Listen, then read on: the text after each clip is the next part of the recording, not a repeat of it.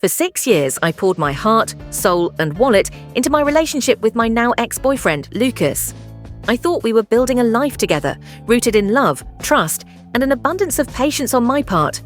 When I say patience, I mean I was the one keeping us afloat financially while Lucas chased one fleeting dream after another. There was his failed attempt at becoming a YouTube star, his obsession with NFTs that went nowhere, and a disastrous dive into cryptocurrency that wiped out what little savings he had. Through it all, I was the one holding everything together. The mortgage, paid by me. Utilities, me again. Groceries, you get the idea. Even his car payments, all me. Lucas was the visionary, always chasing the next big thing, while I, apparently, was the naive one who kept believing in him. Each time he'd pitch a new idea, his eyes sparkling with excitement, I'd swallow my doubts and cheer him on. "This is the one," he'd say, and I'd convince myself he was right. But about 2 weeks ago, things started to shift.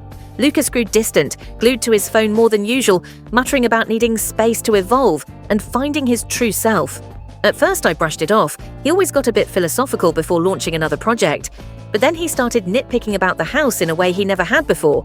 He'd point out a stray dish in the sink or a pile of unfolded laundry with this condescending tone that felt foreign. Then, one evening after I got home from work, he asked me to sit down at the kitchen table.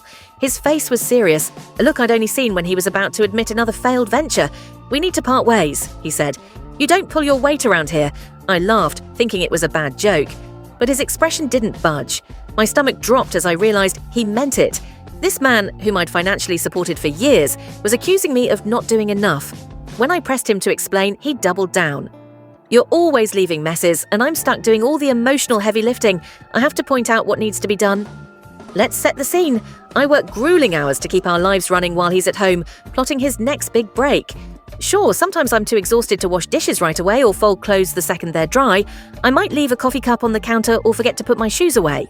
But I'm the one paying every bill, mortgage, utilities, groceries, while his biggest contribution was rearranging our bookshelf by colour twice and tossing out my perfectly good storage containers because they didn't inspire him. This is the same guy who loses it if the Wi-Fi cuts out for 10 minutes. Guess who calls the provider to fix it? Me. Every holiday, birthday or weekend plan, organised by me. He can't even order takeout without triple checking with me and still getting it wrong. But the real absurdity came next. After dropping this breakup bomb, Lucas started acting like the house was already his. "This will be a fresh start for us both," he said smugly, suggesting I could crash with my parents. He even mused about turning the spare room into his creative studio once I was gone, and mentioned getting a cat since no one will complain about the fur. That's when it clicked. He seemed to have completely forgotten or never grasped that my name is on the deed. This house was an inheritance from my grandparents, and I'm the sole owner. Every payment, every repair, every bill, it's all in my name. I excused myself, went to my room, and locked the door. I wasn't going to beg or argue.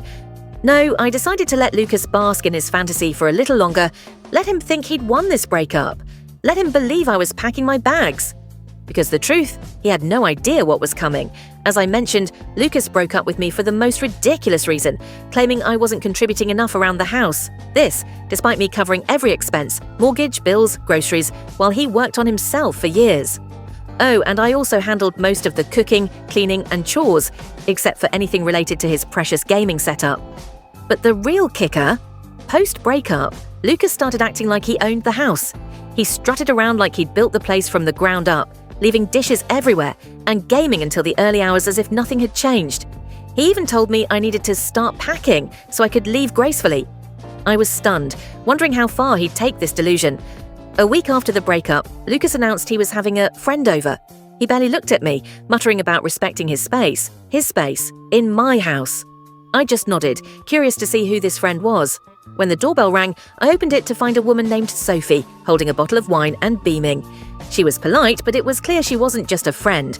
The way she looked at Lucas, they were definitely together. Lucas didn't bother with proper introductions. He whisked her through the house like he was showing off his estate. "This is the living room. I'm thinking of upgrading the furniture to something sleeker," he said. "The kitchen's great for entertaining. And my favourite, this is my office, where I do most of my work." Work? The man hasn't had a steady job in years.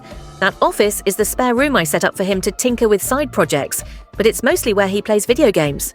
Sophie was enchanted, clearly picturing herself living this curated life with him. I stood in the kitchen, clutching my mug, debating whether to explode or stay calm. I chose calm. I wanted to see how deep Lucas would dig this hole. All evening, he acted like he'd already moved on, graciously allowing me to stay until I sorted things out. He even pulled me aside to say, "We should figure out a timeline for you to move out. No pressure, but Sophie and I need to plan." Plan what? A barbecue in my backyard? I smiled and said, "Don't worry, I've got everything under control." The smug look on his face was priceless. The next morning, while Lucas was still asleep, I called a locksmith and had every lock changed. It took less than an hour. I sipped my tea and waited. When Lucas finally wandered into the kitchen, I casually said, "Oh, by the way, I changed the locks. You'll need to grab your stuff and be out by tonight." The colour drained from his face. "You can't do that," he stammered. "Oh, I could. This is my house," I reminded him. "My name's on the deed, the mortgage, everything. You're not welcome here anymore." He argued, pleaded, even tried to guilt-trip me with, "I thought we were building a future together." Sophie showed up later, expecting another cosy night, only to find Lucas packing his things while I stood there, reminding him not to forget his gaming console. She was baffled, asking, "Wait, this isn't your house?" Lucas didn't answer. By the end of the day, they were both gone. I poured myself a glass of wine, sank into the couch Lucas wanted to replace, and reflected on how close I'd come to losing everything because I'd been too generous with my time, money, and trust. Never again. Word on the street is Lucas is crashing on friends' couches. A mutual friend mentioned Sophie dumped him after learning he was jobless, broke, and essentially homeless. Karma's a funny thing, isn't it? I thought that was the end of it, but Lucas wasn't done making a fool of himself. A few days later, my friend Ethan called to check in, but I could tell he was holding something back. I pressed him, and he admitted Lucas had been in touch. Apparently, Lucas had been planning this breakup for months, telling everyone, friends, family, even strangers, that he was about to take control of the house and start fresh. He painted himself as the patient boyfriend who'd endured my constant nagging for years. According to him, the house was practically his because of all the effort he'd put into it. I nearly choked laughing. Effort? The man didn't even know how to change a light bulb. When I asked Ethan if Lucas ever mentioned the house being in my name, he said Lucas assumed I'd just leave when he asked, and if I didn't, he'd figure it out. Oh, Lucas. He was so confident I'd hand over my home that he'd already planned a housewarming party. In my house. Ethan also revealed something that infuriated me. Lucas had been downplaying my contributions, claiming he was the one keeping things together while I barely paid the bills. This from a man who didn't even know the mortgage amount. The lies were so bold I couldn't help but laugh. But I wasn't going to let this slide. Lucas had manipulated me for years, freeloaded off my hard work, and now he was trying to rewrite history. No way. I decided to hit him where it hurt, his pride. First, I sent a calm, factual group message to our mutual friends, setting the record straight. The house is mine, always has been. Lucas never paid a cent toward it or any bills. I included screenshots of lease agreements, utility bills, and the deed, all in my name. I kept it unemotional but crystal clear. Then I donated all of Lucas's leftover stuff, his desk, an old chair, even his precious gaming console, to a local charity that furnishes homes for those in need. They were thrilled. I was overjoyed to see it go. Finally, I reached out to Lucas's parents, who'd always been kind to me. I didn't go into every detail, but I shared enough to debunk his victim narrative. The group message caused a stir. Most friends were shocked and supportive, stunned by Lucas's lies. A few of his buddies tried to defend him, saying he was going through a lot, but I shut that down. "We all have struggles," I said. "That doesn't justify lying or freeloading." Lucas called me, furious, accusing me of destroying his life by airing our business. I pointed out he'd been doing that himself for months. Then I blocked him. His parents were mortified and apologized, saying they had no idea how badly he'd treated me. His mum offered to cover some of the bills he'd run up, but I declined. I just wanted the truth out there. Weeks later, I ran into Sophie at a cafe. She apologized, embarrassed, and said Lucas had lied to her about everything, including the house. Then she dropped a gem. Lucas was living in his car. None of his friends would take him in after the truth came out, and his parents weren't bailing him out. I don't wish hardship on anyone, but I can't say I felt too sorry for him. He made his choices. Just when I thought Lucas's saga was over, it took an even wilder turn. Last week I was having lunch with my sister Ava when she started acting cagey, checking her phone and giving me odd looks. I asked what was wrong, and she hesitated before saying, "Don't be mad, but Lucas contacted me." I nearly dropped my fork. Apparently, Lucas had been telling people we had a verbal agreement about the house, claiming we were basically married and that he'd invested heavily in our life together. Then he asked Ava for money, a significant amount, to get back on his feet and reclaim what's his, and Ava gave it to him. I was livid, but she quickly explained.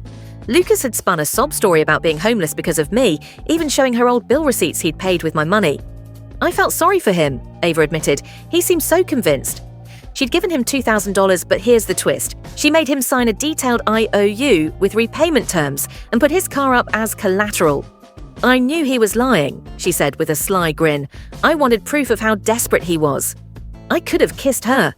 Then Ethan sent me screenshots of Lucas's social media, where he was portraying himself as a victim of a scheming ex who'd trapped him for his future earnings. Yes, he claimed I supported him for 6 years to steal his non-existent future wealth. The posts were wild, accusing me of manipulating him while he supported me emotionally through my instability. This from the guy who once threw a fit because I bought the wrong soda. My friend Mia, who'd been tracking Lucas's antics, said he was telling different stories to different people. To some, I was a controlling ex. To others, a disloyal business partner.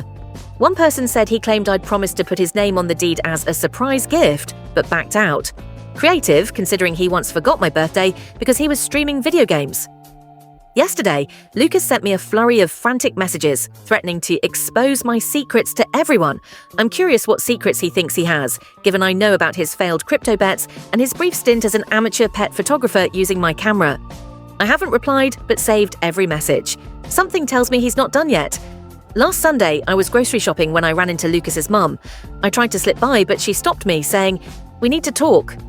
She looked weary and a little angry. Over coffee, she revealed Lucas had shown up at their house, claiming he was taking back the house with evidence that I'd tricked him into putting everything in my name. He even said he'd given me cash for the down payment. His mom reminded him that she and his dad were there when I bought the house, before Lucas was even in the picture. But he ignored her, ranting about needing money to set things right. When his parents refused, he lost it, accusing them of siding with me over their own son. His mom looked exhausted as she said, "He's not the son I raised." She revealed Lucas had been spinning lies to everyone. He told his younger sister he'd bought me out of the house and needed money to renovate. She gave him her savings. He told relatives we were secretly married or that I'd promised him the house for his hard work. He even claimed to his grandma that I was holding his gaming gear hostage, the same gear I donated months ago. Then she showed me a GoFundMe Lucas had created, titled "Help a Local Man Reclaim His Stolen Home." It was filled with fabrications about how he'd sunk his life savings into the house and how I'd manipulated the paperwork. He posted photos of my house, claiming he'd renovated it himself. The only thing he ever renovated was the living room layout when he was avoiding job applications. Shockingly, people had donated about $800 before his mum reported the page and had it shut down. He needs to face reality, she said. Lucas had been sleeping in his car in their driveway, refusing to come inside unless they supported his cause. He'd leave daily for meetings about the house and return with new stories. His mum overheard him trying to convince Sophie to vouch for him, but she laughed and hung up. "I'm telling you this so you're prepared," his mum said. "He won't stop until he's forced to." Then she handed me a photo album of Lucas from recent years, always on his phone or laptop, working, while everyone else lived their lives. "I enabled him too long," she said. "I'm sorry you got caught in it." She refused to take the album back, saying Lucas might one day want to see who he was. She and his dad were done enabling him. They're changing their locks, cutting off his Wi-Fi, and giving him an ultimatum. Take a job with his uncle out of state or figure it out alone. "Thank you for showing him there are consequences," she said as we parted. I walked away, feeling a mix of relief that his family sees the truth and sadness for the person Lucas could have been. I hope he learns, but I'm not holding my breath.